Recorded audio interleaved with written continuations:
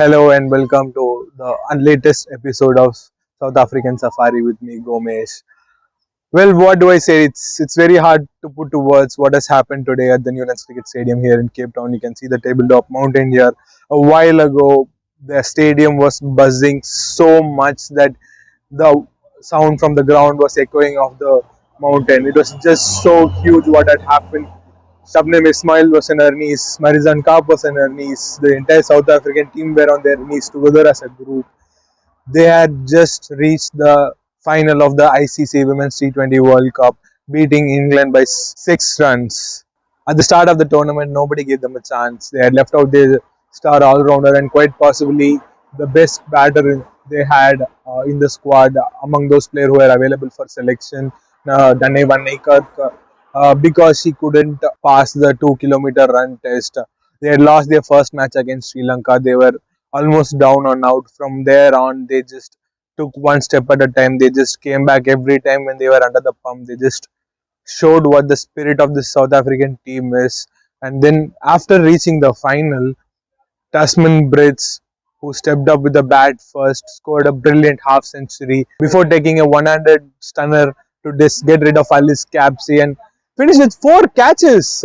50 and 4 catches doesn't come very often, and it was very visible in the way she spoke in the press conference as well. But there is more to that than just that. England did not 160 odd runs. England did not give up easy. They are a batting heavyweights of this tournament. Australia have the depth, but it is England who had taken a very proactive approach. If the men's team's approach is called baseball, they haven't named it yet, but they have been very proactive throughout the tournament with the bat, and they did the same today. They were cruising to 53 for 0 after 5 overs.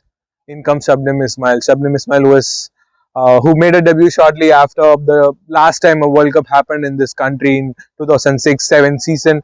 From there on, to be a part of every World Cup, to be a part of every heartbreak that's been there, she comes in, she runs in, she steams in to first get rid of Sophia Dunkley and then to get rid of Alice Capsey.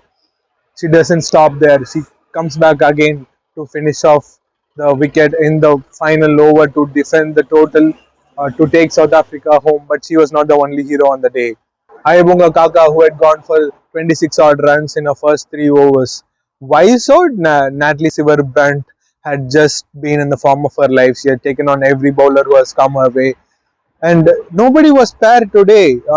Marizan Kaap went for runs. I mean, you can say that she was unlucky. A couple of close chances here and there, and a close LBW call which had a glove first sort of a thing. But what Ayabonga Kaka did in the 18th over when to come in and take 3 wickets in that over, she just said that just before that over, Marizan came. She went to Marizan and spoke, and Marizan just said, you are the one who is going to do this for us today. I back you. Just believe in your placements. Just do what you have to do.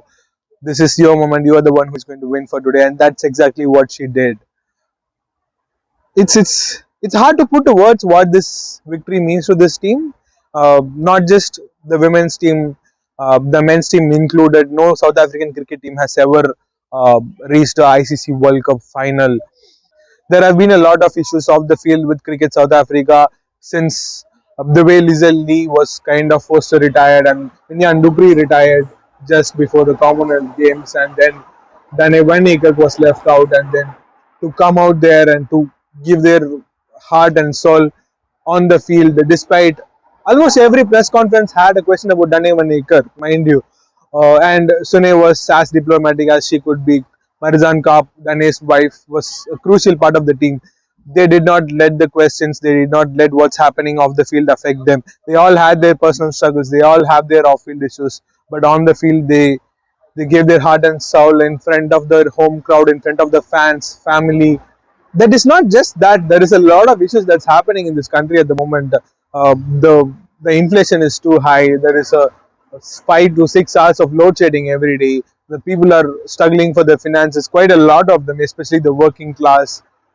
But the buzz in this city for the last week has been, for the last couple of days at least, has been the fact that South Africa had reached the semi-final, and can they do it? Can they finally break the semi-final jinx and become the first ever South African team to reach the final? And that is what they accomplished today. They had made history. Irrespective of what happens on Sunday, they will be taking on Australia, quite possibly the the greatest women's cricket team that has ever played the sport, and the kind of depth they have, how they can come back and take on any opposition on a given day. But the momentum this team has picked up, the spirit this team has shown, they were doing a lap of honor after the match. They were thanking the fans, family, to play a home World Cup final in front of a packed stadium. Sunday is definitely going to be packed.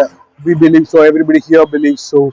Sunday is definitely going to be a packed. It's a 18,000 capacity stadium. It's going to be almost packed, and to be in that space in itself is a historic moment for this particular team. Irrespective of what happens or not, they have made history. But could they actually go all the way? Could they actually give something to celebrate for this, for their fans, family, to make history, to be the first team to beat Australia in a T20 World Cup final after West Indies did in 2016. It might not look like a post-match review of sorts because what we have witnessed from the fans, what we have witnessed from the players, they are still in. It still hasn't sunk in for them. It still hasn't sunk in for us. It's going to be an electric atmosphere come Sunday. Do tune in for the final of that ICC 2023 Women's T20 World Cup, and do follow the New Indian Express for all the updates from here in Cape Town. And uh, I'll be signing off here. Thank you so much for watching.